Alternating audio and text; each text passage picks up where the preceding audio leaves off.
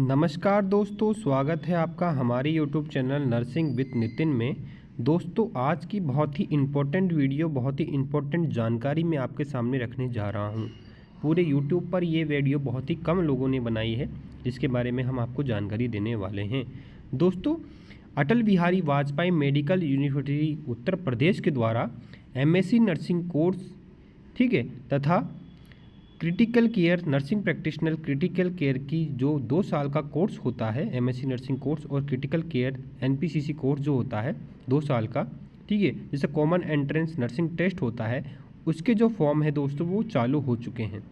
आइए जान लेते हैं तमाम जानकारी के बारे में। कौन से विद्यार्थी इस फॉर्म को भर सकते हैं, क्या एलिजिबिलिटी क्राइटेरिया होने वाला है, क्या फ़ीस होने वाली है, कहाँ पर पेपर लगेगा, क्या क्या चीज़ इसमें मांगी गई है, फॉर्म की फ़ीस क्या होगी, ये सभी चीज़ों के बारे में आज ही जान लेते हैं।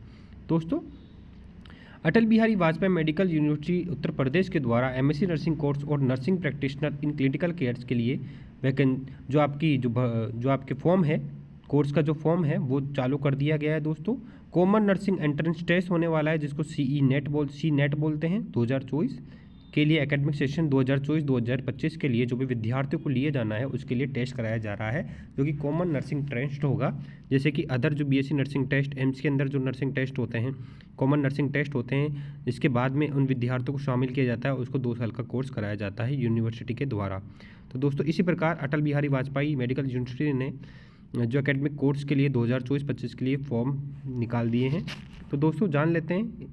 दोस्तों, तो अब बात कर ली जाए Atal Bihari Vajpayee medical college university जो लखनऊ की है, उसके अधीन में जो भी गवर्नमेंट कॉलेजेस आते हैं और प्राइवेट कॉलेजेस आते हैं, नर्सिंग कॉलेज जो कि एफिलेटेड है इस यूनिवर्सिटी से, या बात कर ली जाए एसजीपीजीआई लखनऊ के अंदर, केजीएमयू लखनऊ के अंदर और एलएलआरएम मेरठ जो कॉलेजेस है, उनके अंदर जो भी नर्सिंग स्टूडेंट होंगे, जो कि एमएससी नर्सिंग वाली सीटें होंगी, जो भी नर्सिंग प्रैक्टिशनर क्रिटिकल केयर की जो सीटें होंगी, जो गवर्नमेंट और नॉन गवर्नमेंट दोनों कि जो अटल बिहारी वाजपेयी इसका एक पेपर कराने वाला है सभी व्यक्तियों के लिए। तो जान लेते हैं इसके फॉर्म कब चालू होने वाले हैं। दोस्तों, एप्लीकेशन फॉर्म जो चालू होने वाले हैं ऑनलाइन मोड के थ्रू होंगे, जो कि 25 अप्रैल 2024 से चालू कर दिए गए हैं, यानी कि 25 अप्रैल से चालू हो चुके हैं। दोस्तों, आप सभी जाकर इस फॉर्म को भर दीजिएगा। लास्ट डेट जो होने वाली है वो 29 मई 2024 होने वाली है। एडमिट कार्ड की बात करें तो अवेलेबल आपके 5 जून 2024 को आपके एडमिट कार्ड सभी के अवेलेबल हो जाएंगे। एंट्रेंस एग्जामिनेशन की बात करें तो दोस्तों 14 तारीख को इसका एंट्रेंस एग्जामिनेशन लगेगा। जो भी प्लेस होगा एग्जामिनेशन का वो आपके एडमिट कार्ड के अंदर दे दिया जाएगा। सिटीज़ के बारे में हम आगे वीडियो के अंदर बता देंगे आपको कौन सी सिटीज़ के अंदर ये एग्जामिनेशन होने वाला है। डेट की बात करें तो डेट जो रिजल्ट जो डिक्लेरेशन होगा वो आपकी वेबसाइट पे डिक्लेयर होगा, बता दिया जाएगा आपको एग्ज़ाम्स के बाद में, जब भी जारी करने वाले हैं रिजल्ट या फिर उसकी तारीख का। अब बात कर लेते हैं दोस्तों एडवर्टाइजमेंट जो भी आपको देखना है, तो आप वेबसाइट पे जाकर इनकी www.abvueducation.in पर जाकर ईमेल के माध्यम से जाकर हेल्पलाइन नंबर पर जाकर आप एडवर्टाइजमेंट को देख सकते हैं, या फिर हमारे टेलीग्राम और व्हाट्सएप ग्रुप के अंदर जाकर इसका पूरा डिटेल आप PDF भी देख सकते हैं, जो कि टेलीग्राम का लिंक और व्हाट्सएप का लिंक आपके डिस्क्रिप्शन में दिया गया है वीडियो के। बात कर लेते हैं इसके इंफॉर्मेशन के बारे में। तो दोस्तों, ये सभी एग्जामिनेशन के जो भी होने वाला है उसका जो टेस्ट जो होने वाला है वो दोस्तों उसके जो कॉमन टेस्ट है वो 2024 और 25 सेशन के लिए होने वाला है। तो दोस्तों, बात कर ली जाए सिटीज़ की, कहाँ पर ये एग्जामिनेशन होने वाला है। दोस्तों, आगरा के अंदर, अलीगढ़ के अंदर, अयोध्या के अंदर, आजमगढ़, बरेली, बस्ती, बांदा, गाजियाबाद, गोंडा, गोरखपुर, झांसी, कानपुर, लखनऊ, मेरठ, मिर्ज़ापुर, मुरादाबाद, प्रयागराज, सहारनपुर, वाराणसी के अंदर ये एग्जामिनेशन लगने वाला है। और बाद में यूनिवर्सिटी एडमिनिस्ट्रेशन जो है किसी रीजन की वजह से उन सिटीज़ को कम या ज़्यादा भी कर सकती है। बात कर लेते हैं एग्जामिनेशन का, तो हमेशा ध्यान रखना दोस्तों, एग्जामिनेशन होने वाला है वो ऑफलाइन मोड से होने वाला है। क्या होने वाला है? ऑफलाइन मोड से होने वाला है, यानी कि किसी प्रकार का ऑनलाइन एग्जाम इसके अंदर नहीं होगा। आपको OMR शीट के द्वारा ही आपका जो ये एग्जामिनेशन होने वाला है, ठीक है। तो ये बात को ध्यान रखिएगा कि एंट्रेंस एग्जामिनेशन होने वाला है वो ऑफलाइन होगा, ना कि ऑनलाइन। आपका ऑफलाइन ये एग्जामिनेशन होने वाला है। बॉल पेन से आपको गोले भरने हैं दोस्तों, OMR शीट बननी है, उसके अनुसार ये एग्जामिनेशन होने वाला है। बात कर ली जाए इसके जो ऑनलाइन मोड के थ्रू ये एग्जामिनेशन के जो फॉर्म है वो लिए जाएंगे, किसी प्रकार का DD या ऑफलाइन मोड के थ्रू एग्जामिनेशन के फॉर्म नहीं भरे जाएंगे। दोस्तों ध्यान रखिएगा, ऑनलाइन ही आपको इस फॉर्म को भरना है।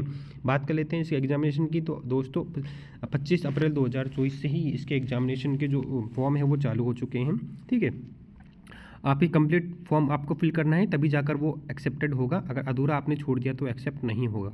दोस्तों बात कर ली जाए इन्फॉर्मेशन के बारे में, तो दोस्तों कैंडिडेट जो भी यूआर कैटेगरीज के हैं, ईडब्ल्यूएस के हैं और ओबीसी के हैं, उनके लिए जो फीस होने वाली है दोस्तों, फीस होने वाली है 3000 रुपये होने वाली है। 3000 रुपये होने वाली है यूआर कैंडिडेट, ओबीसी कैंडिडेट्स और ईडब्ल्यूएस कैंडिडेट्स के बारे में। और बात कर ली जाए एसटी एससी कैंडिडेट्स और पीडब्ल्यूडी कैंडिडेट्स जो हैं, उनके लिए जो फीस होने वाली है वो 2000 रुपये होने वाली है। यानी कि 3000 आपकी UR candidates, OBC candidates, EWS candidates के लिए, और आपके 2000 रुपये होने वाले हैं एसटी एसटी पीडब्ल्यूडी कैंडिडेट्स के लिए। तो हमने बात कर ली फीस के बारे में। अब बात कर लेते हैं दोस्तों एलिजिबिलिटी क्राइटेरिया के बारे में। और जो दोस्तों बात कर ले फीस की, जो फीस जो होगी वो नॉन रिफंडेबल होगी और नॉन ट्रांसफरेबल होगी, ठीक है। अब बात कर लेते हैं दोस्तों क्राइटेरिया की। तो एज होने वाली है वो मिनिमम 17 ईयर्स होने वाली है, और आपकी जो एज काउंट की जाएगी वो 31 दिसंबर 2024 से पहले आप कितने साल के थे वो काउंट की जाएगी दोस्तों।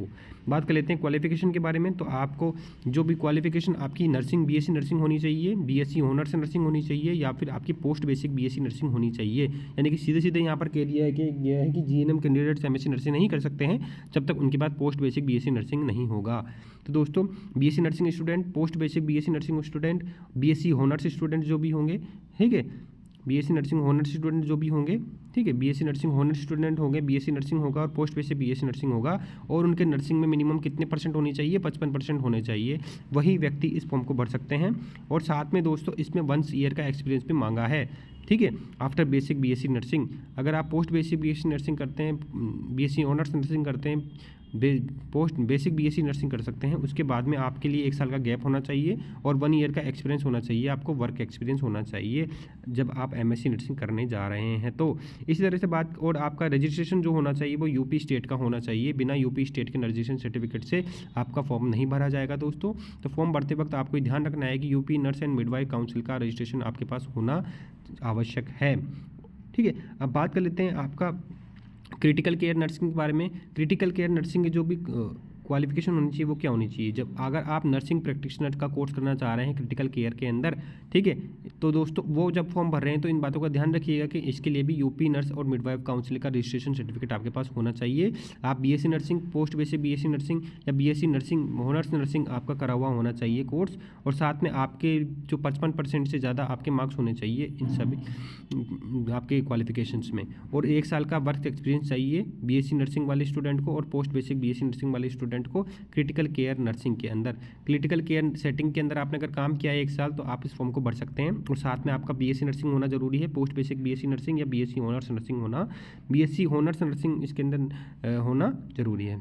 अब बात करते हैं दोस्तों रिजर्वेशन पॉलिसी की। तो आईएनजी गाइडलाइन के अनुसार जो भी रिजर्वेशन जिन भी व्यक्ति को मिलने वाला है, पीएच कैंडिडेट्स हो, पीडब्ल्यूडी कैंडिडेट्स हो, वो सब आप इस के अंदर पढ़ लीजिएगा, ठीक है। इसमें सब कुछ दिया गया है, इसको पढ़कर आप अपने अथॉरिटी से, अपने हिसाब से बनवा लीजिएगा सर्टिफिकेट और आप कर दीजिएगा, ठीक है।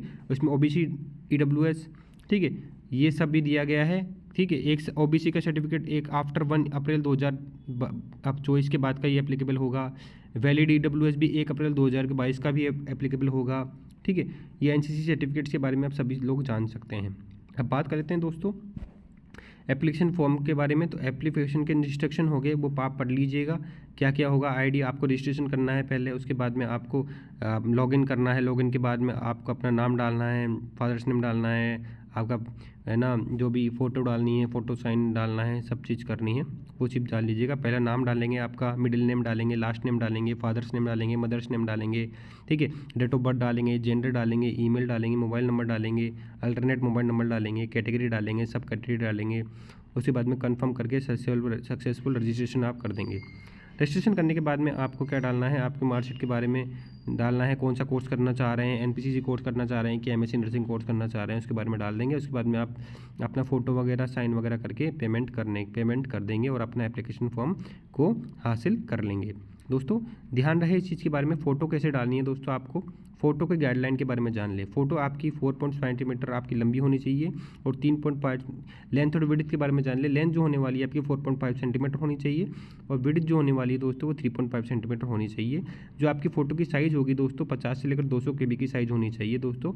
और फ़ोटो जो होगा दोस्तों उसमें आप किसी प्रकार का डार्क ग्लास ना पहने, किसी प्रकार की टोपी, किसी प्रकार की कैप आपको नहीं लगानी है। और सिग्नेचर की बात की जाए दोस्तों, सिग्नेचर आपके कैपिटल लेटर में नहीं होगा दोस्तों, रनिंग में होगा आपका, है ना, सिग्नेचर, और 50 से लेकर 200 KB के अंदर होगा, और बॉल ब्लैक या ball point, black ball point से ही आपको, है ना, रनिंग हैंड राइटिंग में साइन करना है दोस्तों। वाइट कलर का बैकग्राउंड होना चाहिए, और दोस्तों स्कैन होना चाहिए फ़ोटो, ठीक है। बात की जाए आपके एप्लीकेशन फॉर्म की, तो फॉर्म को प्रीव्यू करके देख लीजिएगा कि फॉर्म सही है कि नहीं है, क्योंकि दोस्तों गलती अगर हो जाती है तो एडिट बटन पर जाकर आप उसको चेक कर सकते हैं। अगर गलती एक बार आपने कर दिया तो दोस्तों उसके बाद में आपका अपलोड नहीं होगा। आपको बात की जाए कि आपके जो भी लाइव फ़ोटो अपलोड होगा इसके अंदर, ठीक है, किसी प्रकार का कोई फ़ोटो इसके अंदर लाइव होगा, ध्यान रहे। और फोटो में ध्यान रहे दोस्तों, तो फोटो में आपको नेम ऑफ़ कैंडिडेट डालना है, उसके बाद में आपको डेट ऑफ फोटोग्राफ डालना है, और डेट, ईयर और मंथ और ईयर तीनों मेंशन इसके अंदर करना ज़रूरी है, ठीक है। तो ये सब चीज़ें जान के दोस्तों आप फाइनल सबमिशन करके एग्जामिनेशन फॉर्म को भर देंगे। बाकी आप ये PDF को पूरा पढ़ लीजिएगा, जिससे आपको समझ में आ जाएगा कि फॉर्म को किस प्रकार भरना है। आपका जो एग्जामिनेशन होगा वो 14/6/2024 को होगा, यानी कि 14 जून 2024 को आपका एग्जामिनेशन होगा। आपका 11 से लेकर 2:20 के बीच में पेपर होगा, 200 मिनट का पेपर रहेगा दोस्तों। और, है ना, एडमिट कार्ड के अंदर आपका टाइमिंग दे दिया, एडमिट कार्ड के अंदर आपका सिटी दे दिया जाएगा जब भी एडमिट कार्ड आएगा, ठीक है। ओमार शीट के माध्यम से पेपर होगा, लिखित में पेपर होगा, 200 क्वेश्चन आएंगे। हर क्वेश्चन दोस्तों 1 मार्क का होगा, ठीक है। और गलत करने पर दोस्तों किसी प्रकार का मार्क्स नहीं कटेगा, यानी कि माइनस मार्किंग इसमें नहीं दी गई है। और इंग्लिश मीडियम में पेपर आएगा, ठीक है। 3 सेक्शन आएंगे इसके अंदर, ABC सेक्शन, ठीक है। 110 नंबर का सेक्शन जो आएगा आपका, वो पहला सेक्शन होगा, 60 नंबर का दूसरा सेक्शन होगा, 30 नंबर का आपका तीसरा सेक्शन होगा। पहले सेक्शन की बात कर ली जाए तो मेडिकल सर्जिकल नर्सिंग आएगी, कम्युनिटी हेल्थ नर्सिंग आएगी, मेंटल हेल्थ नर्सिंग आएगी, क्लिनिक चाइल्ड हेल्थ नर्सिंग आएगी, OBG नर्सिंग आएगी, ठीक है, जो कि 110 नंबर की आएगी। 60 नंबर की आपका सेक्शन B आएगा, जिसमें एनाटॉमी फिजियोलॉजी आएगा, न्यूट्रिशन बायोकेमिस्ट्री आएगा, माइक्रोबायोलॉजी आएगा, साइकोलॉजी आएगा, सोशियोलॉजी आएगा, फार्माकोलॉजी आएगा, पैथोलॉजी आएगा, जेनेटिक्स, नर्सिंग एजुकेशन आएगा। सेक्शन C जो होगा 30 नंबर का होगा, जिसमें आपके कंप्यूटर, इंग्लिश, CET आएगी, रिसर्च, स्टैटिक्स, नर्सिंग मैनेजमेंट आएंगे, यानी कि पूरे नर्सिंग के कोर्स में जो भी सब्जेक्ट्स होते हैं वो सभी कोर्सेज का जो भी सभी सब्जेक्ट का वेटेज इसमें दिया गया है। बात की जाए मिनिमम क्वालिफिकेशन मार्क की, तो जनरल के लिए 50 परसेंटाइल लाना बहुत ज़्यादा ज़रूरी है, यानी कि 50 परसेंटाइल मार्क्स लाना ज़रूरी है दोस्तों। बात कही गई है परसेंटाइल की, ध्यान रहे, परसेंटाइल की बात की गई दोस्तों। दोनों ही तरह के कोर्सेज में आपका 50 परसेंटाइल लाना जरूरी है। जनरल PWD कैंडिडेट के लिए 45% लाना जरूरी है, और ST SC OBC कैंडिडेट के लिए 40 परसेंटाइल मार्क रखा गया है, ठीक है। बात कर लेते हैं दोस्तों, रिपोर्टिंग टाइम आपका होने वाला है और 9 बजे होने वाला है, 2 घंटे पहले एग्जामिनेशन से। बायोमेट्रिक के माध्यम से आपका जो एंट्री गेट पर ये टेस्ट किया जाएगा दोस्तों।